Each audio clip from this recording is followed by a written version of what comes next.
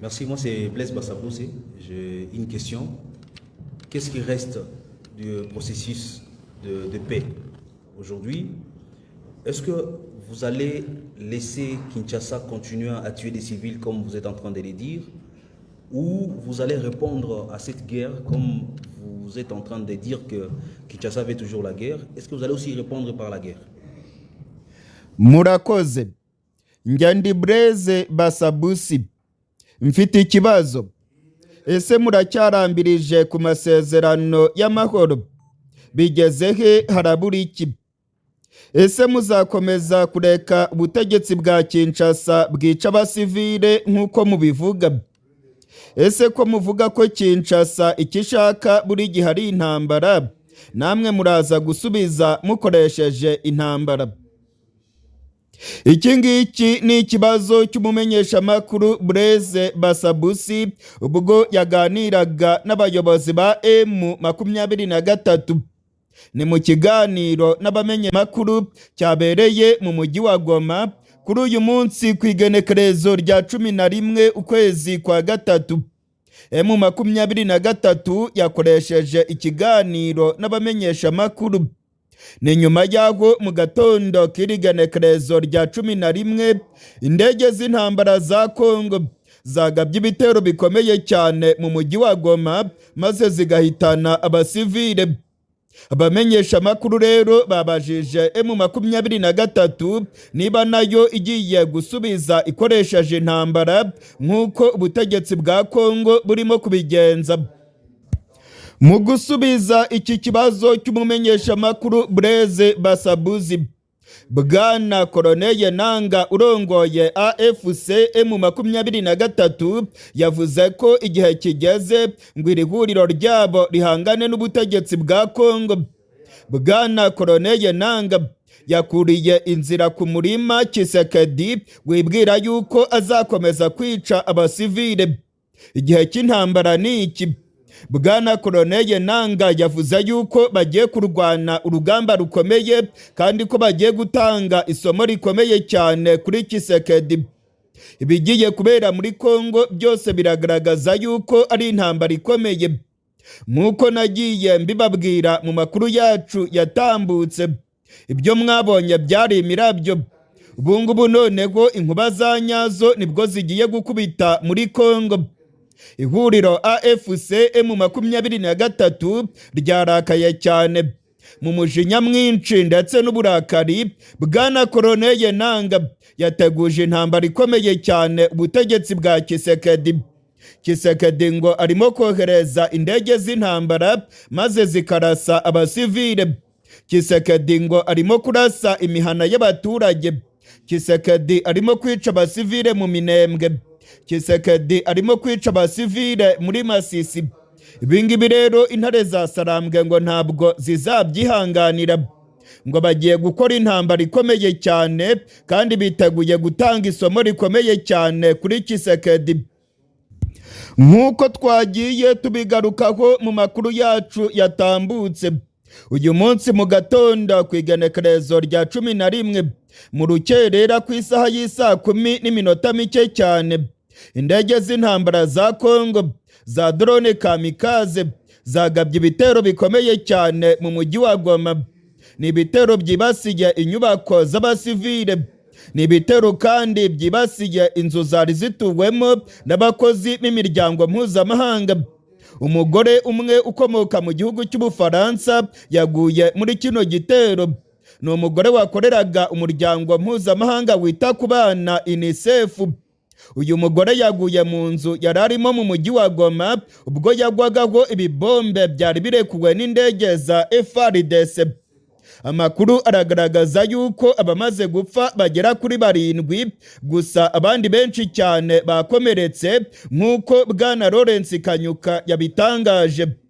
Bwana Lawrence Kanyuka ubwo yaganiraga n'abamenyeshamakuru mu mujyi wa Goma yavuze yuko ubutegetsi bwa Kongo bushaka intambara. Indege z'intambara za Kongo mu rukerera ngo zagabye ibitero bikomeye cyane muri uyu mujyi wa Goma. Amakuru twamenye kandi twatohoje neza aremeza ko izi ndege za Kongo zari zigambiriye kwica abayobozi ba M23. Izi ndege zashakaga kwica Joseph Kabila washinze ihuriro Sovoro Congo. Amakuru kandi agaragaza yuko izi ndege zari zigamije kurasa Bwana Bertrand Bisimwa, General Makenga ndetse na Colonel Nanga. Aba ni abayobozi bo ku rwego rwo hejuru b'ihuriro AFC M23. Nk'uko mwagiye mubikurikirana kuri za videwo zitandukanye, indege za drone za FARDC zasekuye ku mazu akomeye cyane mu mujyi wa Goma. Abaturage benshi cyane bakomeretse. Za ambulance zagaragaye mu mujyi wa Goma zirimo gutwara inkomere. M23 yamaganye bino bitero. Amakuru kandi aragaragaza yuko Abafaransa ndetse n'Ababiligi nabo batarimo kwishimira ibya kino gitero cyabereye mu mujyi wa Goma. Gusa ntabwo barimo kwerura ngo banenge cyangwa se bamagane ubutegetsi bwa Kongo burimo kwica abasivile. Igihugu cy'Ubufaransa ntabwo kigeze kinenga ubutegetsi bwa Kongo. Ababiligi nabo ntabwo bigeze banenga ubutegetsi bwa Tshisekedi bwagabye igitero gikomeye cyane mu mujyi wa Goma. Gusa baravuga yuko bababajwe n'ibitero birimo kugabwa ndetse bakavuga ko impande zirimo kurwana zikwiye kubahiriza amasezerano y'agahenge. Ibi nabyo rwose ni akamaramaza. Abafaransa ndetse n'Ababiligi ntabwo bigeze bamagana ubutegetsi bwa Tshisekedi bwagabye ibitero mu mujyi wa Goma ndetse n'ibitero byaguyemo umuturage w'Ubufaransa. Umugore w'Abafaransa wakoreraga hariya mu mujyi wa Goma yaguye muri kino gitero. Ni umugore ufite inkomoko mu Bufaransa wakoreraga UNICEF. Ariko Abafaransa ntabwo bigeze babiryoza ubutegetsi bwa Tshisekedi. Mu matangazo yose arimo gusohoka biragaragara yuko harimo uburyarya bukomeye cyane. Nta gihugu gishaka gutunga agatoki imyitwarire ya Kinshasa ndetse n'ibitero bikomeye cyane irimo kugaba mu bice birimo abarwanyi ba M23. Ibi bitero by'indege kandi byibasiye umujyi wa Goma byongeye kwerekana ko umutekano w'u Rwanda ushobora guhungabana umunota ku wundi. Hari inyeshyamba za FDLR ziri mu marembo y'igihugu cy'u Rwanda kandi zirimo gukorana n'ubutegetsi bwa Kinshasa. Ibi bitero byagabwe mu mujyi wa Goma byongeye kwerekana ko ubutegetsi bwa Kongo ngo bwaba bufite n'iyindi migambi ikomeye cyane yo kurasa mu gihugu cy'u Rwanda.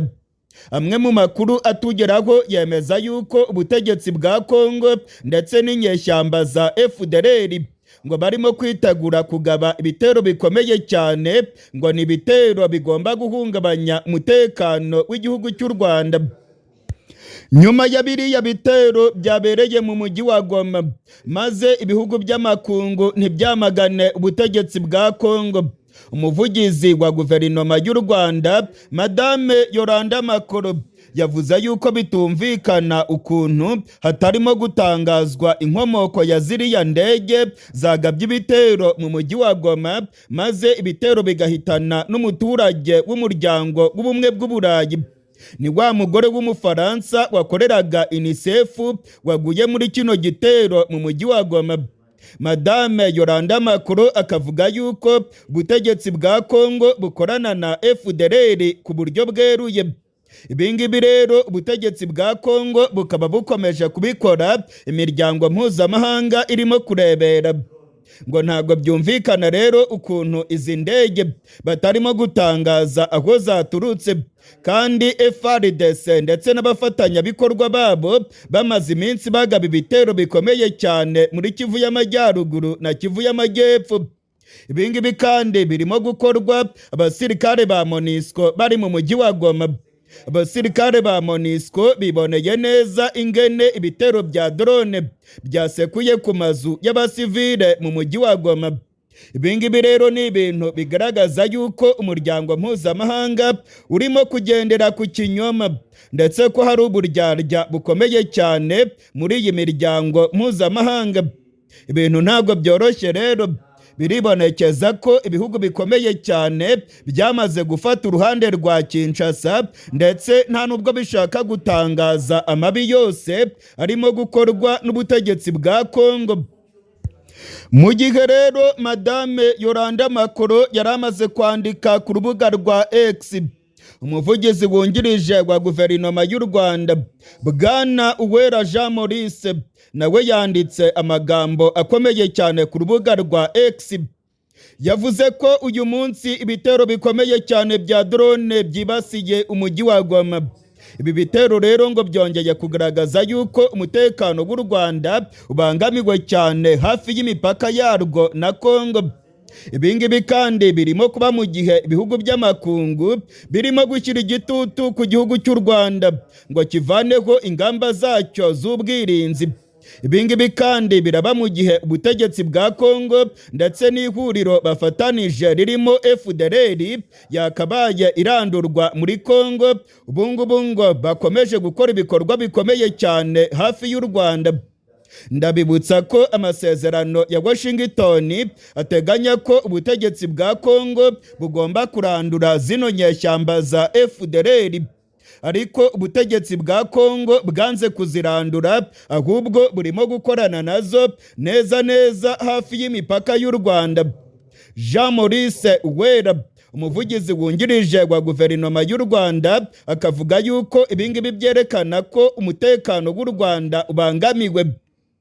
Igihugu cy'u Rwanda cyatangaje inshuro nyinshi ko kitazavanaho ingamba zacyo z'ubwirinzi mu gihe ubutegetsi bwa Kongo butarasenya zino nyeshyamba za FDLR.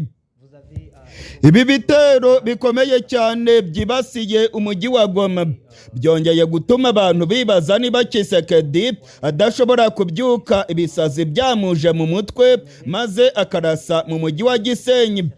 Abamenyeshamakuru bakomeye mu gihugu cy'u Rwanda aribo Mutabaruka ndetse na Kenisi bibajije iki kibazo. Bibajije niba ibi bitero bya drone bidashobora kugera mu mujyi wa Rubavu i Gisenyi. Nimwiyumvire uko babyibajije mu kiganiro cyabo cya mu gitondo kuri rigenekerezo rya 11 hari kuri radio na TV1. Reka turebe proximity. Ntago hari amahirwe menshi yuko izi drone zishobora kurasa mu mujyi wa Rubavu. Ariko yakubwiye ko yarasa ni Kigali yibereye ahantu. Bise hari gishe cyawe kibaye. Urashubije. Yarabyivugiye. Dusomera ubwo butumwa. Ucangarure n'ijwi ryese. Avati. Moi je peux. Attendre Kigali. Attendre Kigali, ça toutefois y aller. Impungenge ku mutekano w'u Rwanda rero ziracyari zose. Ubutegetsi bwa Kongo bukomeje gukorana na FDLR. Imigambi yabo ngo ni ugutera igihugu cy'u Rwanda. U Rwanda narwo rwamaze gushyiraho ingamba z'ubwirinzi zigamije guhangana n'agasomboroso ka Tshisekedi. Muri iyi minsi kandi ubutegetsi bwa Kongo burimo gufatanya n'abantu bose biyita abanyapolitike bavuga ko barwanya ubutegetsi bw'u Rwanda. Mu minsi ishize ubwo Perezida Kagame w'igihugu cy'u Rwanda yakiraga abadiplomate bahagarariye ibihugu byabo mu Rwanda ndetse n'abahagarariye imiryango mpuzamahanga, yongeye kugaruka ku gakungu ka Tshisekedi n'umuhungu wa Juvenal Habyarimana. Uyu muhungu we yitwa Jean-Luc Habyarimana. Amaze iminsi akora ingendo nyinshi cyane i Kinshasa. Biravugwa yuko hari agakungu gakomeye cyane hagati ya Tshisekedi na Jean-Luc Habyarimana. Amakuru kandi akavuga yuko General Kayumba Nyamwasa, mumbabarire nako ntabwo ari generali, inkiko z'u Rwanda zamwambuye amapeta n'impeta zose za gisirikare. Uyu Kayumba Nyamwasa avuga ko yahungiye muri Afurika y'Epfo. Nawe ari mu gakungu na Jean-Luc Habyarimana ndetse barimo gukorana n'ubutegetsi bwa Kongo. Amakuru kandi yerekana ko ubutegetsi bw'u Burundi nabwo burimo gukorana na bano bagabo, imigambi yabo yose ngo ni uguhungabanya umutekano w'igihugu cy'u Rwanda. Jean-Luc Habyarimana, Tshisekedi, Ndayishimiye, Kayumba Nyamwasa bose barimo gutera inkunga FDLR kandi ngo imigambi yabo ni ukugaba ibitero bikomeye ku gihugu cy'u Rwanda. U Rwanda rero rwagaragaje ko ibingibi byose birimo gukorwa kandi bishyigikiwe n'ubutegetsi bwa Kongo, ndetse u Rwanda ntabwo ruzarebera ngo umutekano warwo uhungabane. Niyo mpamvu rwashyizeho ingamba z'ubwirinzi zigamije guhangana n'agasomborotso kose gashobora guturuka muri Kongo, ndetse n'agasomborotso bigaragara ko u Burundi burimo gushyigikira. Nyuma ya bino bitero bikomeye cyane byagabwe n'indege za Kongo mu mujyi wa Goma, ibimenyetso byose birerekana ko intambara irimo guhindura isura. Ibingibi birerekana ko intambara igiye gukomera, nk'uko abamenyeshamakuru babibajije mu kiganiro cyabaye mu mujyi wa Goma ubwo M23 yaganiraga n'abamenyeshamakuru. Bwana Koloneli Nanga yateguje ubutegetsi bwa Kongo ko bagiye gukocorana mu buryo bwa nyabwo. Nk'uko nagiye mbibabwira rwose, ibyo mwabonye byari imirabyo. Ubungubu noneho nibwo imirwano ya nyayo igiye gutangira. Inkuba zigiye gukubita ivumbi ritumuke muri Kongo. Abihwezi bya politike kandi banebagura cyane M23 ingene irimo kurwana.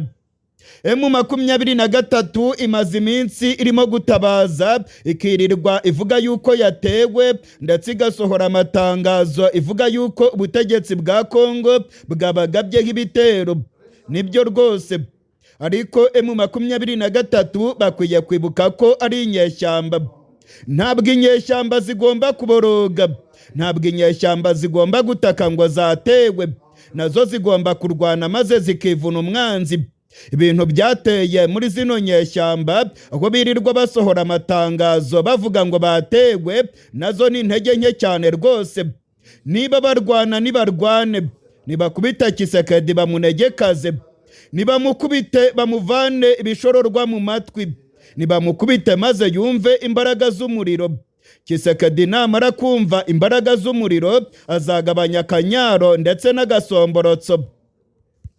Abihweza ibya politike rero bavuga ko M23 muri iyi minsi irimo kurwana nk'abapadiri, irimo kwitwara gipadiri. Ntabwo irimo kurwana ngo irekure urufaya rw'umuriro maze bahondagure FARDC bayinegekaze. Ibintu byo guhora baboroga kandi ari inyeshyamba ni ibintu rwose bigaragaza yuko aba barwanyi batarimo gukora ibyo bakabaye bakora. Niba FARDC ibagabyeho ibitero kandi muri inyeshyamba, FARDC rwose igomba kubarasa. Nta n'itegeko ribuza FARDC kubarasa, ahubwo mwebwe murimo gukora iki? Namwe nimufata umuheto maze muhondagure FARDC, ariko mugabanye ibyo gusohora amatangazo, mugabanye ibyo kwirirwa muvuga ngo FARDC yaturasheho, FARDC yatugabyeho ibitero. Namwe nimugirase, namwe nimuyigabeho ibitero, nimuhangane kandi mukoresha imbaraga za gisirikare.